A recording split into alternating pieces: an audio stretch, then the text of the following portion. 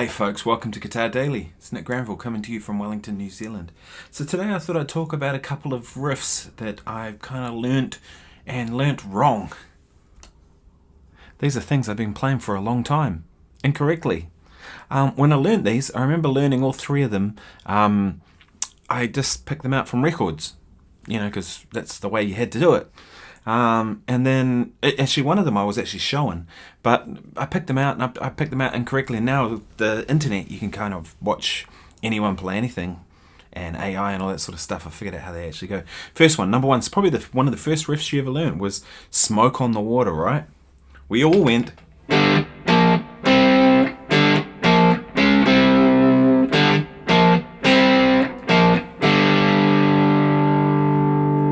Right? I think that's how we all probably learnt it. Some people probably learnt it along one string along the bottom.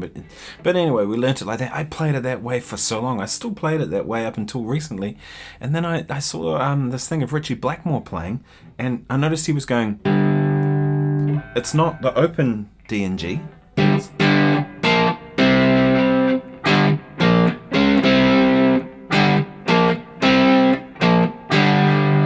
Which sounds more right. I always thought it sounded too bright. It sounded fatter to me.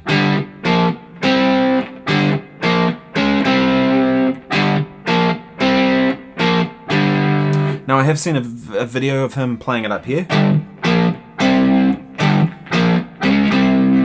But the same video I saw him doing it, he also played it down here as well. So I think maybe he was just messing around. He was typically kind of just keeping himself entertained, I think. So, but most of it, like 90% of the times I've seen him play it, it's always here.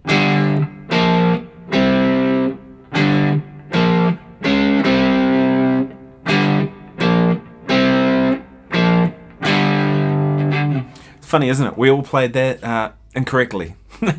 But that doesn't matter, probably not, but I always think it's kind of interesting to look at these things. So that was the first one for me that I learned incorrectly but had to fix later.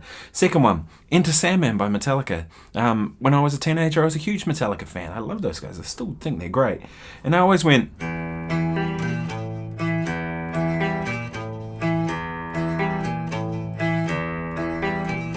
as we all did, right? Right, that's how we all played that riff.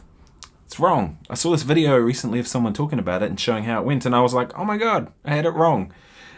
Turns out, James Hetfield actually plays it like this.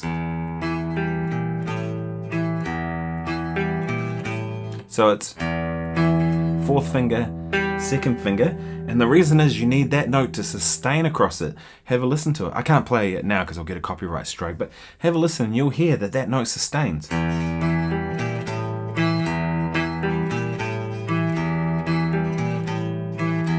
It's not, because the open G sounds wrong, sounds more right. So, and the guy that showed this video, if I can find it, I'll link it below, actually showed all these videos of James Hetfield using that specific fingering, fourth finger, second finger, to play those notes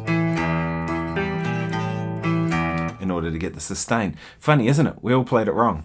And the worst one I've saved for last. This was actually the James Brown song Sex Machine. I remember a drummer once saying to me, really great drummer, he was saying, everybody plays Sex Machine with too many notes. He goes, they all play it wrong. He goes, it's just meant to be bump, bump, beat up, right?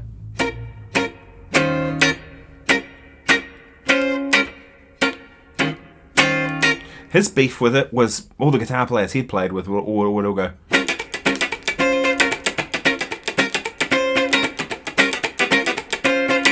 Which it's not, right? It's actually neither of those. But hearing him say that to me, and I was probably about 15 at the time, I thought, gee, I'm going to have to just go and work with the metronome going till I can get it to feel good, right? And I did that for years and years and years and years. I love that track. And then I heard this channel called Digital Split on YouTube, and the dude is like finding stems of tracks and AI separation and stuff. And that's not how the guitar part goes. There's actually a low E flat.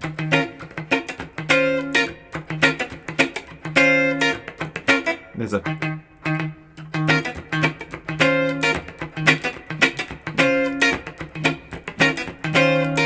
I think it was Jimmy Nolan who played that, or Catfish Phelps, or one of those James Brown guitar players. Probably Jimmy Nolan actually, but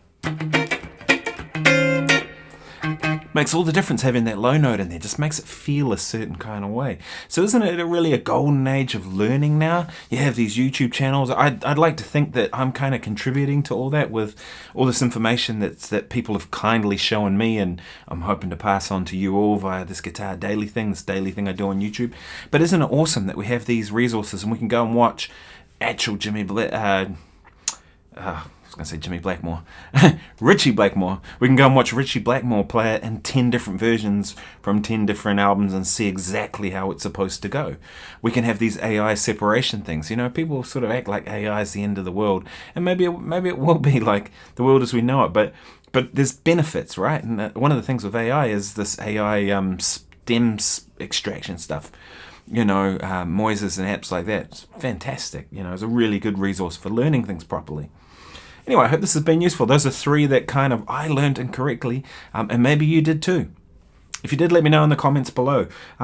If you've enjoyed this, please subscribe and please like. I post every day here, so if there's stuff you want to know, leave them in the comments below and I'll try and cover it when I can. Otherwise, I'll see you tomorrow. Thanks so much. Cheers.